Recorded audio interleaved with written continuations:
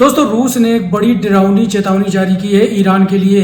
रूस का दावा है कि इजराइल और अमेरिका जो सीज फायर की बात कर रहे हैं ये सिर्फ दिखावा है। इजराइल और अमेरिका ईरान के ऊपर बड़े हमले की तैयारी कर रहे हैं, ईरान के अंदर ग्राउंड इन्वेजन की तैयारी कर रहे हैं। रूस की सिक्योरिटी काउंसिल ने सनसनीखेज खुलासा किया है। रूस का दावा है कि अमेरिका सीज फायर की आड़ में मिडिल ईस्ट के अंदर में तेजी से अपने हथियारों को बढ़ा रहा है और 50,000 से ज्यादा सैनिक अभी तक मिडिल ईस्ट के अंदर अमेरिका तैनात कर चुका है और अमेरिका ने अपनी डेल्टा फोर्स को भी मिडिल ईस्ट के अंदर में तैनात किया है। 2000 से ज्यादा मरीन फोर्सेस को भी अमेरिका ने मिडिल ईस्ट के अंदर तैनात किया है। 20 से ज्यादा समुद्री जहाज भी अमेरिका ने मिडिल ईस्ट के अंदर तैनात कर दिए हैं। 500 से ज्यादा लड़ाकू विमान भी अमेरिका ने मिडिल ईस्ट में तैनात कर दिया है। अब बस एक चिंगारी की जरूरत है और ईरान पे बड़े हमले के लिए तैयार है अमेरिका। अगर ईरान डील नहीं करता है दोस्तों तो ईरान के ऊपर बड़े हमले हो सकते हैं। जो आपने 40 दिन की जंग देखी है उससे ज्यादा खतरनाक जंग हो सकती है दोस्तों आने वाले टाइम पे,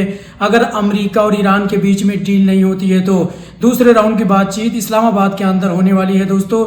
बताया जा रहा है 1 से 2 दिन के अंदर ये जो मीटिंग होने वाली है ये हो सकती है। लेकिन जो रूस ने दावा किया है दोस्तों ये बहुत ही डरावनी है, क्योंकि जिस तरीके से अमेरिका लगातार अपने हथियारों की तैनाती कर रहा है और दूसरी तरफ अमेरिका सीज फायर और डिप्लोमेसी का इस्तेमाल करके शांति कायम करना चाहता है, वहीं दूसरी तरफ अमेरिका लगातार अपनी सैनिकों की तैनाती मिडिल ईस्ट में बढ़ा रहा है। और वैसे भी जो अमेरिकी डिफेंस मिनिस्टर हैं दोस्तों पीट हेगेस, वो लगातार ईरान को धमकी दे रहा है कि अगर ईरान हमसे डील नहीं करता है तो ईरान के ऊपर एक बड़े हमले की तैयारी हमने कंप्लीट कर ली है और तुरंत हम ईरान के ऊपर ऐसे हमले करेंगे कि इस बार ईरान उठ भी नहीं सकता, इतनी ज्यादा हम हमले करेंगे। दोस्तों पाकिस्तान की डेलीगेशन तेहरान पहुंच चुकी है, जिनको रिसीव करने के लिए खुद ईरान के विदेश मंत्री अब्बास अरागची गए हुए थे। पाकिस्तान के फील्ड मार्शल आसिम मुनीर और उनके साथ में कुछ ऑफिशियल भी गए हुए हैं तेहरान में दोस्तों। अब अमेरिका की जो बातें हैं वो तेहरान तक पहुंचाई जा रही हैं पाकिस्तान के द्वारा। वहीं दूसरी तरफ पाकिस्तान के प्राइम मिनिस्टर शहबाज शरीफ सऊदी अरब में विजिट कर रहे हैं दोस्तों। उसके बाद में वो गए हुए हैं कतर में। पाकिस्तान के प्राइम मिनिस्टर शहबाज शरीफ के जहाज को एस्कॉर्ट करके लेके गए हैं कतर दोस्तों, जैसा कि आप वीडियो में देख रहे हैं। वहीं पे दोस्तों अमेरिका की तरफ से कहा जा रहा है कि चाइना ने हमसे वादा किया है कि हम ईरान को कोई भी हथियार नहीं देंगे इस सीज फायर के दौरान में। और वहीं दूसरी तरफ ईरान के जो विदेश मंत्री अब्बास अरागची हैं दोस्तों वो लगातार चीनी विदेश मंत्री से बात कर रहे हैं, फोन पे बात कर रहे हैं, डिस्कस कर रहे हैं हालात को लेके दोस्तों। वहीं पे दोस्तों IRGC के स्पोक पर्सन मोहसिन रिजाई का बयान आया है। उन्होंने ईरानी मीडिया पे बात करते हुए कहा है कि मैं सीज फायर से खुश नहीं हूँ। सीज फायर जो आगे बढ़ाने की बात कही जा रही है मैं उससे डिसएग्री करता हूँ, उससे खुश नहीं हूँ। इन्होंने मीडिया से बात करते हुए कहा है कि दुश्मन के शिप को हमें डुबो देना चाहिए, कोई भी रास्ता नहीं देना चाहिए दुश्मन को निकलने के लिए। यानी ये बोल रहे हैं कि स्टेट ऑफ हार्मुज से जितने भी शिप अमेरिकी और अमेरिका के दोस्तों के जो भी शिप वहां से निकलने वाले हैं उन तमाम शिपों को हमें डुबो देना चाहिए। वहीं पे दोस्तों इंडियन मीडिया बेलगाम हो गई है। जो हमारे देश के पत्रकार हैं वो पूरी तरीके से पागल हो गए हैं, उनके अंदर जरा सी भी कॉमन सेंस वाली चीजें नहीं है। न्यूज इंडिया के चैनल पे लाइव मेजर आर्या ने क्या कहा, उन्होंने बोला कि इजराइल हमारा भाई है, इजराइल को हम सपोर्ट करते हैं और मैं चाहता हूं कि इजराइल लिबनान के ऊपर 100 और बम गिराए और गाजा के ऊपर भी 50 बम गिराए। इसको मेजर किसने बनाया और ये मेजर कहलाने के लायक तक नहीं है। भाई आप उस वीडियो को सुने दोस्तों, देखें आप किस तरीके से जेनोसाइड को सपोर्ट कर रहा है, एक देश का जेनोसाइड को सपोर्ट कर रहा है भारत का एक रिटायर मेजर। वीडियो को देखें।